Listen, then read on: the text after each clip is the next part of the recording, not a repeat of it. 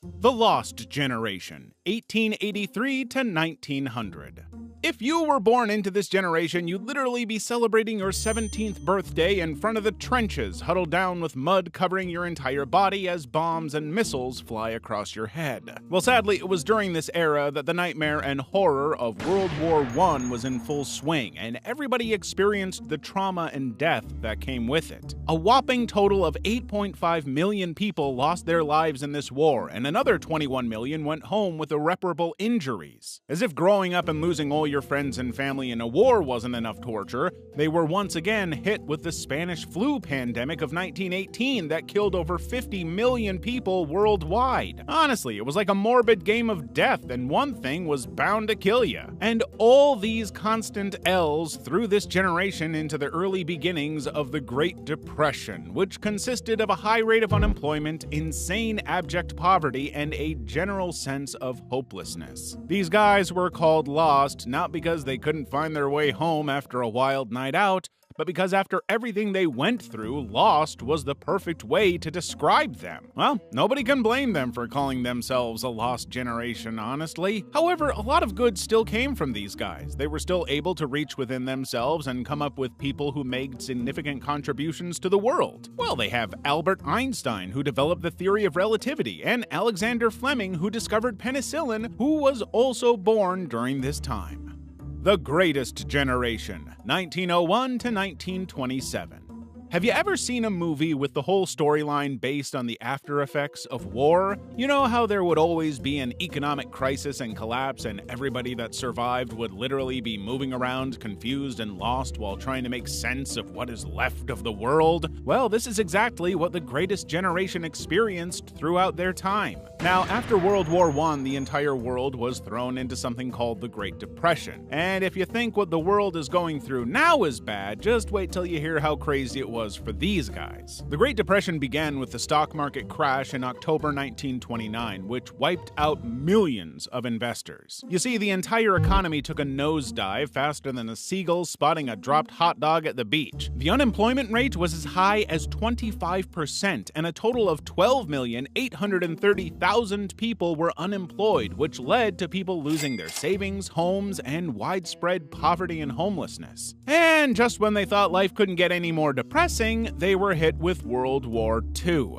It was like the universe saying, hey, you know what would spice things up? Another world war. And sadly, young men were once again trading their dancing shoes for combat boots. This particular war was way worse than the previous one and claimed the lives of over 60 million people. Till today, it is known in history as the deadliest international conflict ever known to mankind. This was also the period that the Nazis decided that they were superior beings and killed over 6 million Jews during the Holocaust. After the horror of the war, the people who survived came back with a renewed appreciation for peace, democracy, and love after having witnessed the worst in humanity. They started rebuilding the economy once again with Alan Turing, who pioneered computer science and artificial intelligence, and Grace Hopper, who developed the first compiler for computer programming language, because of which today you are technically able to watch videos on my channel.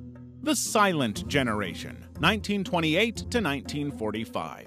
Have you ever wondered why your grandparent is such a strict, disciplined, no-nonsense man? Well, it might just be because they grew up as the Silent Generation, where the after effects of World War II and the Great Depression shaped their entire lives. If you grew up in this period, you didn't just talk the talk, you would also walk the walk, even in the rain, in the sun, or in the snow, without complaining. Or if you did complain, you did it very quietly. You were born in an era that survived the worst economic downturn, so you were basically the people tasked with making the world better again. Imagine being in school and worrying more about rationing than recess. These guys didn't get to live or experience their childhoods to the fullest because they had to grow up so fast, learn to take responsibility, be frugal, and work hard out of necessity. You didn't do it because you felt like it, you did the work because you had to survive. This is why most people from this generation are super hardworking, strict, and very old-fashioned. You could say they were into vintage before hipsters made it a thing. They became called the silent generation not because they were mute, but because they were modest and didn't whine or complain about anything. While modern social media encourages us to share every meal and mood, the silent generation would have probably seen a post about avocado toast and said, "Back in my day, we were lucky to have toast."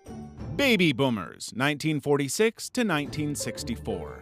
The story of the baby boomer generation began in the aftermath of World War II when soldiers returned home, love was in the air, and the young couples were working overtime in the bedroom. This generation is called the baby boomers because they were born in a period that saw an unprecedented number of births. It was like they took the passage from the Bible where God said, "Go forth and multiply," a little too seriously. It felt like someone flipped a switch from war to peace and then to procreate. Hospitals were busy, nurseries were full, and the sound of cooing babies was the new national anthem. The baby boomers grew up during a time of great change and optimism. The economy was booming, much like the population, and houses were being built faster than you could say white picket fence. This generation saw the rise of rock and roll with Elvis Presley shaking things up on TV, just like we have TikTok challenges now. If you were a boomer, your childhood likely involved playing outside until the streetlights came on, riding bikes without helmets, and watching TV shows like Leave It to Beaver and I Love Lucy. One thing that sets boomers apart is their optimism. They grew up believing they could change the world, and in many ways, they did. They questioned authority, protested the Vietnam War, were at the forefront of the women's liberation movement, and fought for civil rights. They were like the superheroes of social change, minus the capes. Generation X, 1965 to 1980. Let's start with their name. Generation X. It sounds like a superhero team, right?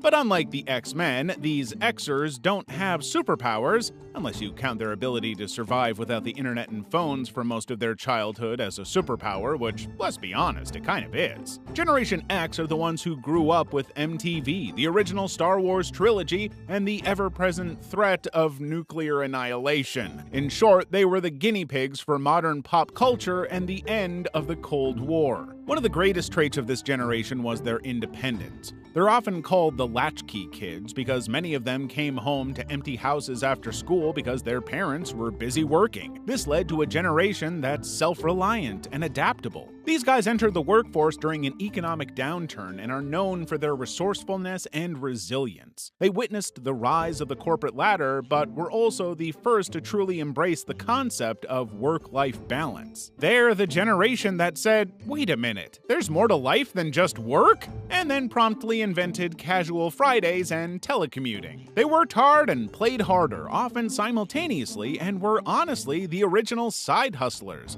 juggling multiple jobs and gigs before it was seen as cool. This generation gave us men like Bill Gates, who's the co-founder of Microsoft, Steve Jobs, co-founder of Apple, and Jeff Bezos, founder of Amazon. Basically, Gen Xers were the cool aunt or uncle of generations. They're old enough to remember life before smartphones, but young enough to explain memes to their parents. They've weathered economic ups and downs, technological revolutions, and the entire evolution of video game consoles.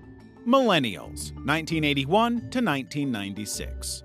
AKA Generation Y, AKA the digital natives. These are the people who were born during the rise of the internet, smartphones, and social media. If you were born during this time, then you can be comfortably called a master of adaptability because you've legit lived through it all. From dial-up internet, flip phones, and smartphones, and you're probably still waiting for those promised flying cars. They're like the Swiss Army knives of generations, versatile, handy, and always ready for the next big thing. Millennials are also highly educated because their parents often encouraged them to enter college. Unfortunately, they entered the job market during or just after the Great Recession, which is about as fun as it sounds. This led to them being labeled as lazy or entitled, when in reality they were just trying to pay off student loans larger than the GDP of small countries. Millennials have also been accused of killing the housing market, but let's be real, the only thing they're killing is the idea that you need to own a home to be successful. They're more interested in collecting experiences than possessions, which Explains why their Instagram feeds are full of travel photos and not pictures of lawns they've mowed. Technologically, millennials are the Goldilocks generation. Not too old, not too young, but just right. They're the generation that can explain to their parents how to use Facebook while simultaneously asking their younger siblings to explain what Snapchat filters do. At the end of the day, millennials are a generation of adaptation that has navigated the shift from analog to digital, from stable careers to the gig economy, and from traditional values to progressive ideals. They're like chameleons, blending into the ever-changing landscape with humor, resilience, and a smartphone in hand. Generation Z, 1997 to 2012. Imagine a generation that literally grew up with smartphones in their cribs and Wi-Fi in their playpens. Known as Gen Z, this generation is the original digital gurus and has created and seen more memes than any other generation. If you are Gen Z, then you can probably communicate more effectively in emojis than in words. This generation is so tech-savvy to the core that if you handed them a rotary phone or flip phone, they would probably stare at it like it's an alien artifact because they grew up in an age where touchscreens, voice assistants, and 24/7 internet connection were the norm. Gen Zs have never known a world without Google, which is simply like having a tiny professor living in your pocket, except this one doesn't give pop quizzes or boring lectures. For Gen Z, research means scrolling through Instagram, and library is just a fancy word for that place with free Wi-Fi. Social media is a way of life to this generation because they live and breathe platforms like TikTok, Instagram, Snapchat, and whatever the new app is trending this week. However, this isn't what this generation is all about. Gen Zs are actually a very socially conscious and intelligent bunch because they really care about climate change, social justice, mental health, and animal safety. This generation of kids is tackling big issues with the same fervor they use to tackle COD opponents. They have an ability to multitask and look for the easiest ways possible to get the work done, which makes them very resourceful, smart, and productive. Generation Alpha, 2013 to 2025. These little tykes are the first generation to be born entirely in the 21st century. Talk about starting life with a clean slate, or rather, a clean touchscreen. They are set to inherit a world where AI, virtual reality, and smart everything are the norm. These kids don't just use tech, they wear it, eat with it, and probably dream in binary code. For Generation Alpha, technology isn't just a tool, it's an extension of themselves. While you might have to learn how to use a smartphone, these kids are practically coding in their cribs. Their toys are smart, their games are interactive, and their classrooms are virtual. Gen Alpha practically came out of the womb swiping and tapping. It's as if their first words were, "Hey Siri," instead of "Mama" or "Dada." They're so tech-savvy that they could probably hack into your smart fridge before they learn to tie their shoes. They're likely to be even more eco-conscious and socially aware than their predecessors, driven by the challenges they see around them. They are going to revolutionize, well, everything. They're the AI-assisted, VR-enhanced, planet-saving superheroes we've been waiting for. Futuristic New Age Generation. Imagine a generation of kids growing up in a world where traffic jam means a bunch of flying cars stuck behind a flock of confused geese. These kids would be asking the constant annoying, "Are we there yet?" while soaring over city skyline. There would also be things like personalized jetpacks, which would literally become the new bicycle. Commuters will zip between skyscrapers, dotting holographic billboards and automated delivery drones.